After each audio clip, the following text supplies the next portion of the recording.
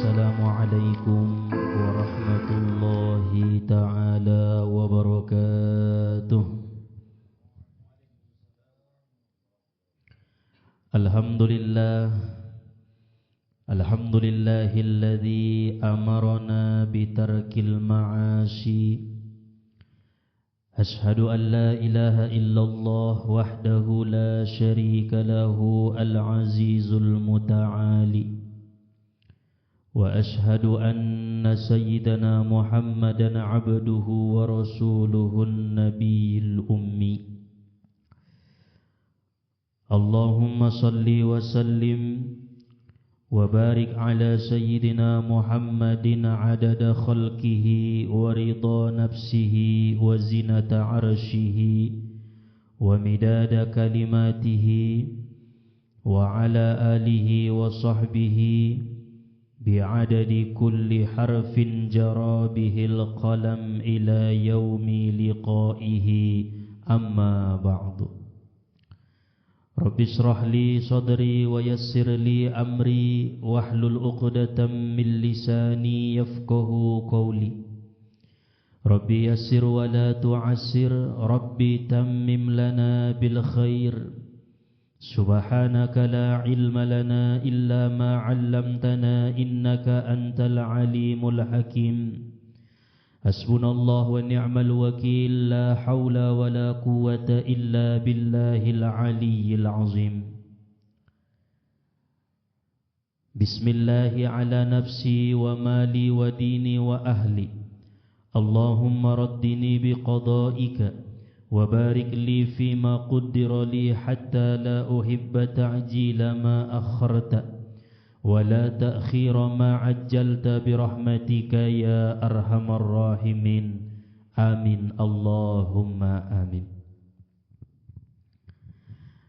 Pertama-tama marilah sama-sama kita panjatkan puji serta syukur kita kepada Allah Subhanahu wa ta'ala yang telah menganugerahkan kepada kita nikmat-nikmatnya, di antaranya nikmat iman, nikmat Islam, nikmat sehat, nikmat sempat, sehingga pada malam hari ini kita dapat berkumpul, bertatap muka, bersilaturrahim, menuntut ilmu lillahi ta'ala.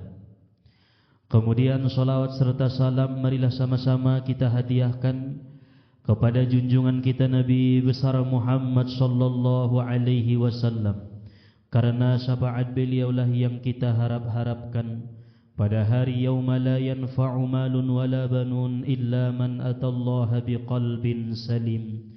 Hari tidak berguna harta, anak, pangkat dan jabatan, melainkan hati yang bersih menghadap Allah Subhanahu wa ta'ala.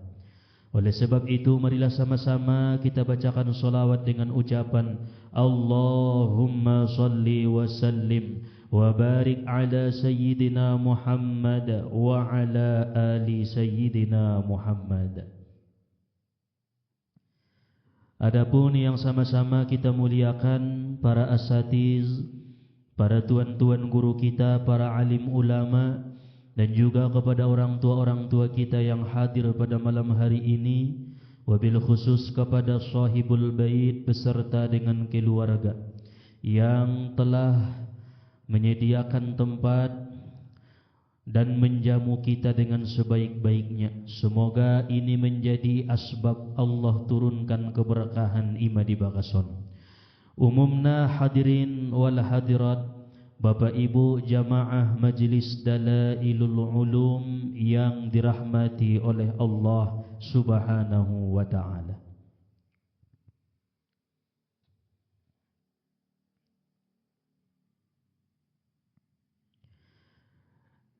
Di dalam Al-Quran surat Ali Imran ayat 131,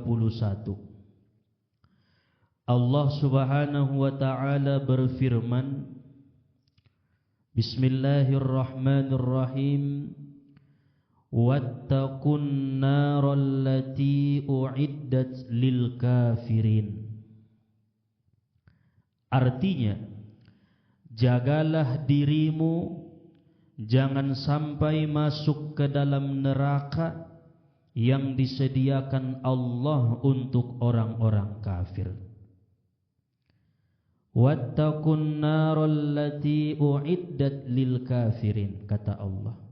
Jaga dirimu, pelihara dirimu, jangan sampai masuk ke dalam neraka uiddat lil kafirin, yang disediakan khusus untuk orang-orang yang kafir.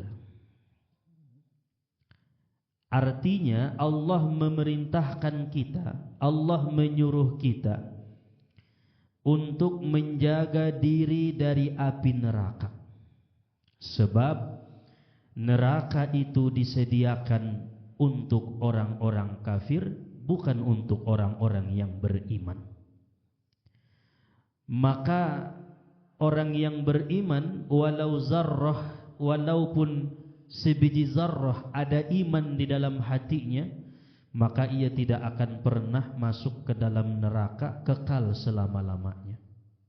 Andai kata kita disiksa atas perbuatan dosa-dosa kita, namun di dalam neraka, jikalau kita punya iman, kita tidak akan kekal di dalam api neraka.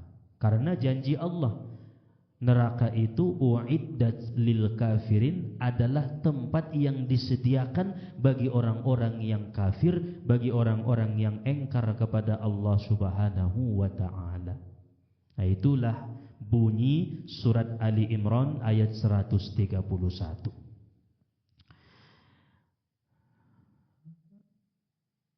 Maka Allah Subhanahu wa ta'ala pernah bertanya kepada Nabi kita Muhammad sallallahu alaihi wasallam, wahai Muhammad, apa yang membuatmu senang? Apa yang membuatmu gembira? Apa yang membuatmu bahagia, kata Allah? Apa yang membuat hatimu ridho? Ahaduna membenjok nirwamu ning Allah ta'ala tunabintai Muhammad sallallahu alaihi wasallam. Lalu kemudian Rasulullah sallallahu alaihi wasallam menjawab, huwa ahadun min ummati la yadkhulunan nar. Ya Allah, ya Tuhanku, sesungguhnya yang membuat hatiku senang, yang membuat hatiku ridha, yang membuat hatiku gembira, satu pun umatku tidak ada yang engkau masukkan ke dalam api neraka. Imana membain job rawani Nabinta sallallahu alaihi wasallam. Wala saufa yu'tika rabbuka fatarda. Apa yang membuat hatimu senang wahai Muhammad, aku akan kabulkan, kata Allah. Aku akan beri. Maka Nabi hanya mengatakan, jangan ada umatku ya Allah satu pun yang masuk ke dalam api neraka. Nah, berdasarkan perkataan Nabi ini, bahwa orang yang punya iman kepada Allah, orang yang punya iman kepada Nabi kita Muhammad sallallahu alaihi wasallam, tempatnya tidak akan kekal di dalam api neraka. Itama bona mangajion soroi tatuson benarong don iman. Nah, maka jika seandainya nanti tempat kita dimasukkan Allah ke dalam neraka, iman yang ada itu yang akan mengeluarkan kita dari api nerakanya Allah.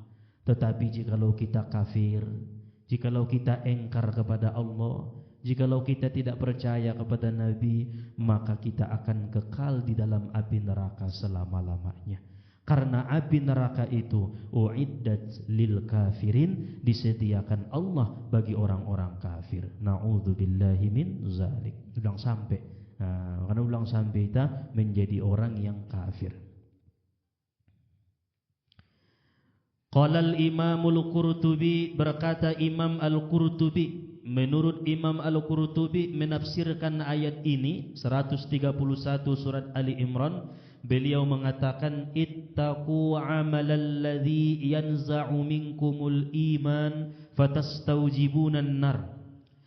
Takutlah kamu akan perbuatan yang menjadikan tercabutnya imanmu sehingga wajib engkau masuk neraka. Karena orang-orang yang dicabut imannya berarti ia kafir. Nah, jikalau ia kafir, maka wajiblah baginya neraka. Apa maksud ni Imam Al-Qurtubi? Beliau mewanti-wanti kepada kita, takutlah dengan perbuatan yang mana perbuatan itu akan menjadikan tercabutnya imanmu. Adong berupa beberapa perbuatan, beberapa amalan, beberapa tingkah laku yang apabila kita kerjakan, yang apabila kita perbuat, perbuatan itu tercabutlah iman kita sehingga kita mati tidak membawa iman kepada Allah Subhanahu wa taala. Hati-hati on. Adong berupa beberapa perbuatan namambain iman niba icabut Allah taala sehingga mati ngamongoban iman. Para ulama-ulama kita mengatakan qala ulama ada 7 dosa, setidaknya paling sedikitnya ada 7 dosa yang sangat berpengaruh tercabutnya iman seseorang itu. Ulang sampai dong kita laksanaun satu di antara nabi tuan. Yang pertama, alla yaskurullah ta'ala ala ma alzama bihi minal iman. Dia tidak pernah bersyukur atas nikmat iman yang diberikan Allah kepadanya. Kan raduntong menumbusong ini. Indah unjung bersyukur kiba naibait ni Tuhanon makmar iman tu Allah Ta'ala. Karena kita semenjak lahir tidak pernah meminta, ya Allah lahirkan aku, ciptakan aku ke dunia ini dengan keadaan beriman. Tidak pernah meminta beriman. Tapi iba ini balak namar iman. Maka ini adalah nikmat terbesar dari Allah. Kita bersyukur, terima kasih ya Allah, alhamdulillah aku terlahir, aku keluar ke muka bumi ini menjadi orang yang beriman, yakin dan percaya kepadamu. Itu disyukuri. Nah, sebab orang-orang yang tidak mensyukuri nikmat iman, bisa jadi nanti Allah akan mencabut imannya sehingga ia kafir. Bila ia kafir, mati dalam keadaan kafir, neraka baginya. Aima. Contohnya Imam Barsiso, seorang ulama yang banyak ibadahnya, tetapi di akhir hayatnya ia mati dalam keadaan tidak membawa iman. Maka neraka baginya. Nah, boleh jadi seseorang itu di dunia hidupnya penuh dengan ibadah, tapi ujung-ujungnya mati tanpa membawa iman. Boleh jadi semenjak hidup di dunia dia penuh dengan dosa, penuh dengan kemaksiatan, kesalahan, tapi di sisa-sisa umurnya ia bertaubat kepada Allah, ia hadir di majelis-majelis ilmu, ia mendengarkan kajian ilmu, ia bergaul dengan orang-orang soleh, ia sering baca Quran. Maka Allah Ta'ala wafatkan ia dalam keadaan membawa iman. Nah, ini orang beruntung dunia dan akhirat. Maka bagaimanapun godaan, bagaimanapun ancaman seseorang kepada kita, jangan sampai gugur iman kita kepada Allah. Sekalipun dipotong, dicabik-cabik tubuh kita, dibakar, namun iman kita jangan sampai tergoyahkan oleh hal-hal yang seperti itu. Namomo nasannari diuji dengan kemelaratan. Walaupun diuji Allah dengan kesengsaraan hidup, kemelaratan hidup, jangan sampai iman dicabut oleh Allah Ta'ala. Ulang padau iman ini. Tidak ada sangkut pautnya kehidupan dengan iman. Iman itu nikmat terbesar yang tak pernah bisa dinilai harganya. Terbayari ho dalam 2 miliar iman ni, tidak terbayari. Allah. Walaupun bertingkat-tingkat isi berlapis-lapis harta ni, tidak akan bisa membayar iman yang Allah titipkan kepada diri kita. Maka ashabul kahfi, mereka menjaga imannya, 7 pemuda yang setia dengan iman mereka, yang yakin mempertahankan iman sekalipun raja mengancam mereka untuk membunuh, maka mereka tidak mau, mereka memilih lari dari tempat itu untuk menjaga imannya kepada Allah Subhanahu wa taala. Akhirnya mereka berdiam di satu gua. Allah tidurkan mereka di dalam gua itu untuk menyelamatkan iman mereka. Aima sobahat-bahat iba mendoa, Rabbana la tuzigh qulubana ba'da idh hadaitana wa hab lana min ladunka rahmatan innaka antal wahhab. Ido bainu mak doahmu, Tuhan jangan engkau cabut iman yang telah engkau titipkan kepada hatiku. dan selalulah anugerahkan rahmat kepada diriku, sesungguhnya engkau maha pemberi anugerah. Jadi doa kondon, Rabbana la tuzigh qulubana ba'da idh hadaitana. Nah, ini satu dosa yang apabila kita tidak bersyukur atas nikmat iman, bisa jadi Allah akan cabut iman kita, Allah wafatkan kita tidak membawa iman. As-saniyatu, yang kedua, dosa yang berpengaruh tercabutnya iman seseorang itu adalah at-tahawwulu 'anis shalah, mengenteng-entengkan salat yang 5 waktu. Meremeh-remehkan salat yang 5 waktu. Arupana onpe bisa don menjadi asbab na sangat berpengaruh Allah Ta'ala cabut iman kita. Maka na ulang enteng-enteng kon salat subuh, jangan dienteng-entengkan. Ulang remeh-remeh kon salat zuhur, salat asar, sesibuk apapun kita mencari dunia, jangan lupa kepada sang pemberi rizki. Kita hanya mencari rizkinya, masa kita bisa melupakan yang memberikan rizkinya? Bagaimana kita akan mendapat rizki jikalau kita lupa kepada sang pemberi rizki? On dentong rumusna. Maka jika kita ingin meraih karunia Allah, meraih rizki daripada Allah Ta'ala, dekatilah sang pemberi rizki. Jangan sampai menyibukkan kita sehingga meremeh-remehkan solat. Kan nanti bisa dikodo. On madamu naron kan na bisa dikodo, naron na bisa dibasumbayang. Jangan.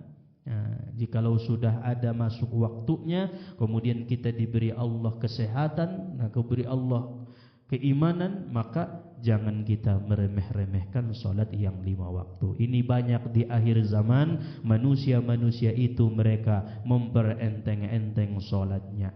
Jikalau kita menjaga dan memelihara kewajiban kita kepada Allah, maka Allah pun akan menjaga kewajiban-kewajiban kita di dalam dunia. Jika kita menunaikan hak-hak kita kepada Allah, kita menunaikan apa yang diperintahkan Allah, maka tanpa kita minta pun kepada Allah, Allah akan memberikan kepada kita. Allah benesi palunok muni dabona martuhani soles malarat ilalana monguluan idoy. Soles susah pikiran niba, inda dong ketenangan di hati niba karena kurangnya kita mendekat kepada Allah Ta'ala. Narado pintong bertinggal-tinggal sumbayang, umur mang 40, umur mang 50, bahkan 60 tahun masih suka meremeh-remehkan solat. Na'udzubillah. Ini perlu kita perbaiki. Jangan sampai, ya Allah ampuni dosaku yang selama ini telah lalai, telah meremeh-remehkan solat kewajiban, telah memperenteng-enteng waktu solat. Ampuni hamba ya Allah. Allah itu maha luas dan maha penerima taubat daripada hamba-hamba yang bertaubat kepadanya. Yang ketiga, orang-orang yang akan mudah berpengaruh tercabutnya iman, yaitu uququl walidain, orang yang durhaka kepada kedua orang tua. Majelas mentong sering kita bahas. Apapun kajiannya, dosa orang tua ini termasuk dosa besar di sisi Allah Ta'ala. Mau orang tua niba sakit, orang tua niba stres, orang tua niba pikun, orang tua niba tidak bisa berbicara, orang tua niba umpamana buta tidak bisa melihat, tetap berbakti kepada mereka itu diwajibkan oleh Allah Ta'ala. Sampai kapan? Sampai kita wafat, bukan sampai mereka wafat.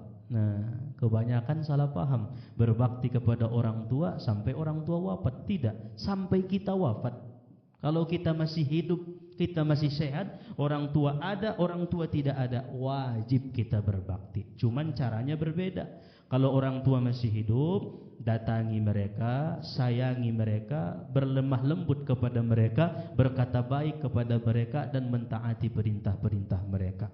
Kalau mereka sudah tidak ada, doakan mereka dan bersedekah atas nama mereka. Jadi tidak ada alasan untuk tidak taat kepada orang tua. Punya harta, sisihkan harta itu di jalan Allah, niatkan pahalanya untuk orang tua. Punya nilai lebih, Allah Ta'ala berikan kepada kita nilai lebih masalah dunia, sisihkan kepada agama Allah, kemudian niatkan kepada orang tua. Maka tidak akan pernah ada orang yang bahagia bahagia hidupnya jikalau mereka durhaka kepada orang tua. Tidak akan pernah mendapatkan ketenangan, tidak akan pernah mendapatkan kebahagiaan jikalau mereka durhaka kepada orang tua. On mana sangat perluan berbakti itu orang tua.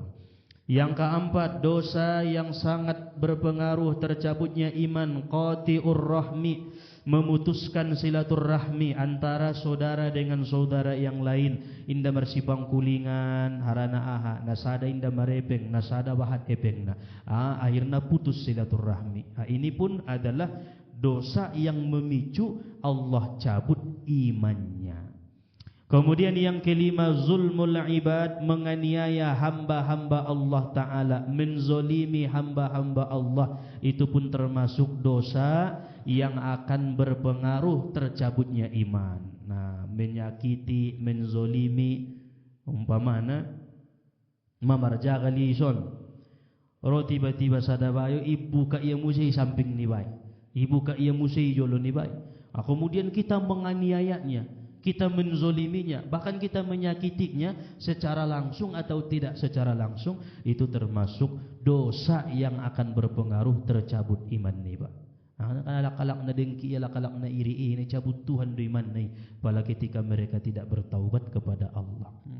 Alak dontong naro marusa ho, iri ho. Hindi betul ho. On bukan sikap orang yang beriman, tidak.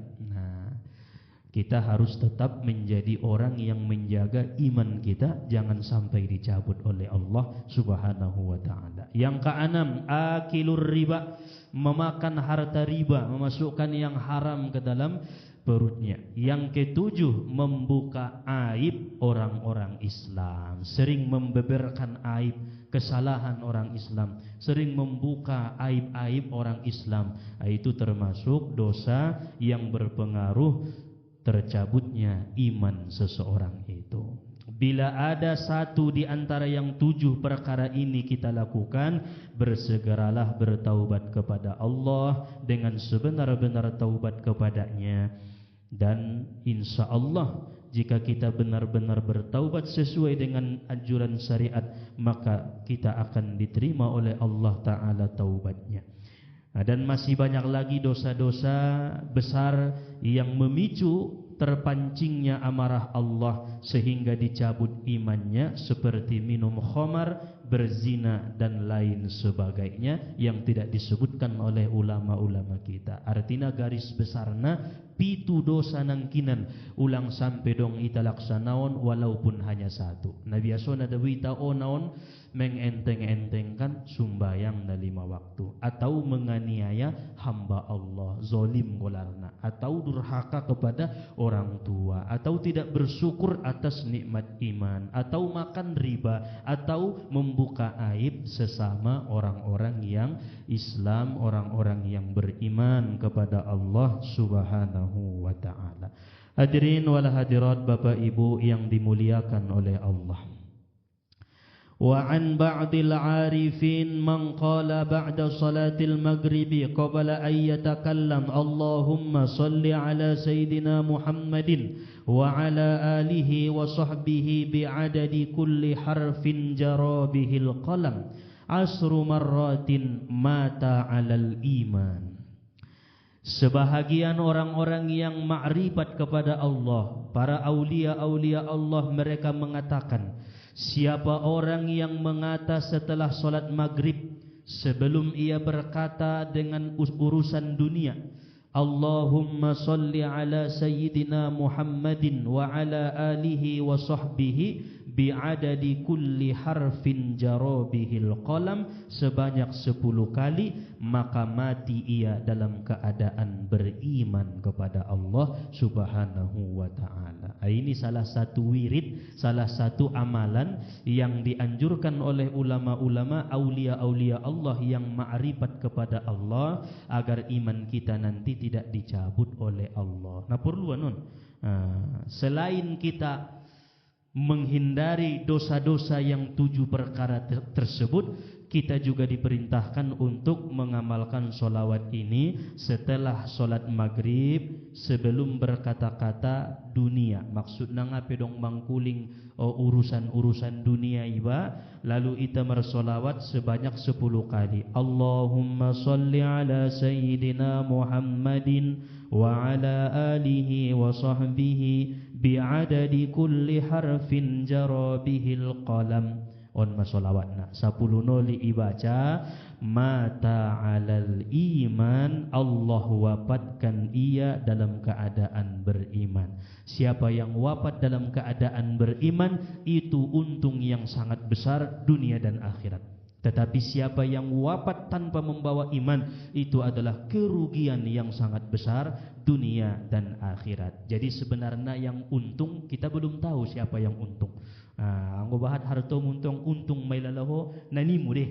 Tapi di ilmu Allah orang yang untung itu bukan yang banyak hartanya, orang yang untung bukan yang banyak anaknya, apalagi entong bahat istrina, bukan. Orang yang untung itu orang yang ketika dicabut Allah nyawanya ia membawa iman kepada Allah Subhanahu wa ta'ala. Naradi dabo sada-sada lagi ondo pero yang mengaji kemudian tumbuh ma'rifat ibn Allah dia tetinia, masuk nur Muhammad qalbunia sehingga wafat dia dalam keadaan membawa iman kepada Allah Subhanahu wa ta'ala. Adong de salah satu jamaah tadi inda pelolot mengaji dot kita tapi naringgasan mengaji rosajo hadir di majelis-majelis ilmu, rosajo yang mengikuti kajian. Tidak beberapa lama ia ikut bersama dengan kita mengkaji ilmu, kemudian talabul ilmi, hadir di majelis-majelis ilmu. Allah wafatkan ia pada hari Jumat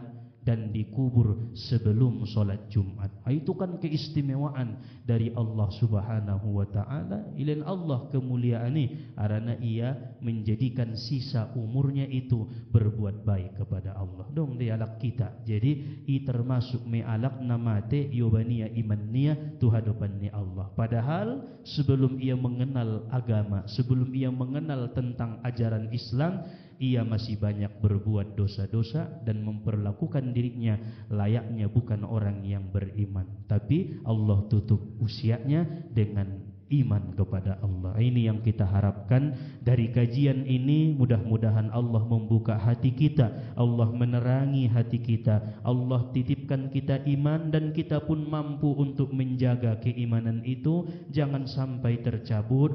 Dan mudah-mudahan iman yang dititipkan Allah kita bawa sampai mati, kita bawa sampai bertemu dengan Allah Subhanahu wa ta'ala. Amin ya Allah ya Rabbal Alamin. Inilah kajian yang dapat disampaikan. Mudah-mudahan menambah ilmu dan amal ibadah kita, memperkuat keimanan dan ketakwaan kepada Allah Subhanahu wa ta'ala.